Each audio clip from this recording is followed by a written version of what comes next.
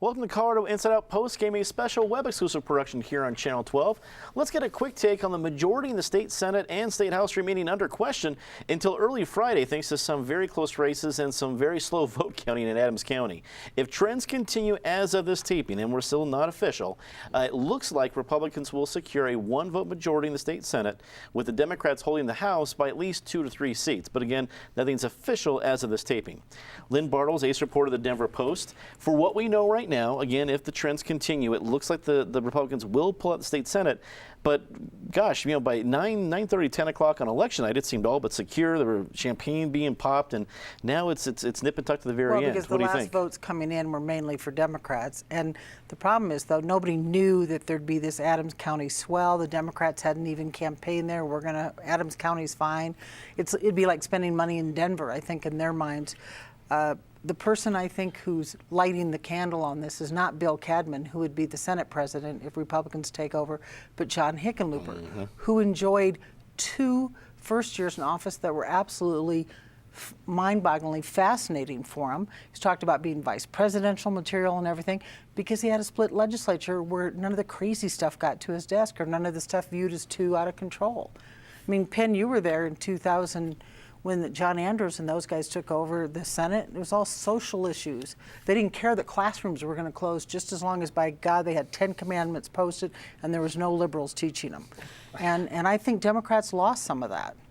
I could not agree with you more about the fact that John Hickenlooper is going to be the one popping the most champagne once it's official that the state Senate's gone Republican, but for the exact same reason. David Kopel of the Independence Institute and DU Law School, I think that because it was a one-vote margin in the state Senate, there were still some folks thinking it might go one way or the other, although not exactly where it went. The two Senate seats that were given up in the recall to Republicans went right back to Democrats, but a pretty conservative Laura Woods beat Rachel Zenzinger, who was taking over for Evie Hudak's seat. When it's all said and done, did all those recalls and threats of recalls and resignations make a big difference on an official election day? Oh, sure. I mean, the Pueblo district that George Rivera lost is overwhelmingly Democratic. It would be the fact that he won in the recall at least gave him more of a fighting chance in getting known, but that was going to be tough, although he's a good candidate. Bloomberg dumped an ungodly amount of money into the Colorado Springs district, where he got his former anti-gun manager, Mike Merrifield, elected. You know, I think that was highly personal, and the money just was, and that one was overwhelming. This is in such a crazy year. In 2 of the Jefferson County seats, there were 3 that were sort of on the table that the Republicans could have won. The Rocky Mountain gun owners actually, their candidates won a close election in a real, you know, in a swing district, not just, you know, which is contrary to form, because they've historically been the secret weapon of the Democrats in blowing close races. So I guess that shows what a strange year it was. I'd agree that the Senate going Republican is great for Hickenlooper, and so is the House staying Democratic, because if both were Republican, then they might be sending him bills to challenge him and make him veto something that's popular, but, you know, might alienate some Democrats. So he's really got the ideal combination of nothing too edgy coming to his desk. And because of that, I think his second term will be more successful than the last half of his first term. And I will be the first to predict it. He will be the vice presidential nominee, because the presidential for the Democrats in 2016, I think Elizabeth Warren's going to win the nomination. If I'm wrong, it'll be Hillary Clinton. Either of them will need somebody from the West, somebody with more of a pragmatic business, moderate vibe. And I see, and there ain't a lot of Democrats out there for the picking. And so Warren Hickenlooper is what I see in 2016. And on the Republican side, the vice presidential we don't know that a lot of people could win the nomination, but the vice presidential nomination is going to Governor Susana Martinez of New Mexico. Wow, vice presidential fight right here in the Rockies. Yep. I like it. Well, you heard it here first, folks. Political analyst Eric Sonderman. I know this is crazy, and I've been considered an optimist, pretty naive, but if the state house is only 1 or 2 votes for Democrats and the Republicans have a 1-vote margin in the state Senate, might we actually see bipartisanship in the Colorado legislature this year? It's crazy. What do you think? With a rather bipartisan governor. Yeah. It's possible. Crazier things have happened, but although I'm struggling to think of them. It's a good point. I'll go further with that, Dominic. We don't know the final count in the House yet, but it might be 33-32 Democratic. If that's the case, and the Senate is 18-17 Republican, you have a legislature then that is, 50-50, which would be in some ways, and somebody told me that's never before happened in the state's history. And if that's not the definition of a purple state, I don't know what the definition is. I don't have a lot to add. I think both David and Lynn hit it. I think it's good news for Hick. I think whether it's beer or champagne, something when these numbers are final, something will be drunk over at the Hickenlooper residence. Lastly, with respect to the House, no matter how big a year this was for Republicans, and it was a big year, districting matters. And when the Democrats pulled off the redistricting they did, particularly on the House side, the Senate was always going to be a little more problematic.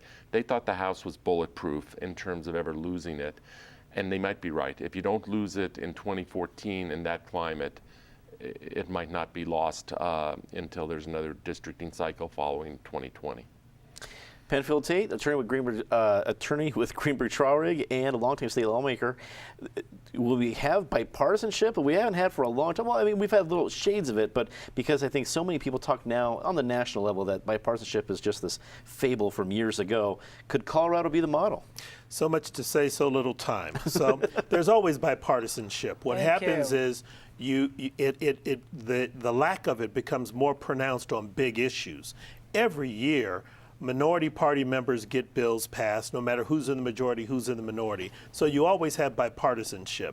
It's when it comes down to the tougher issues. As Lynn indicated before, when I was in the House all 4 years, I was in the minority. The first 2 years weren't that bad because Romer was a governor, and your Republican colleagues would talk to you.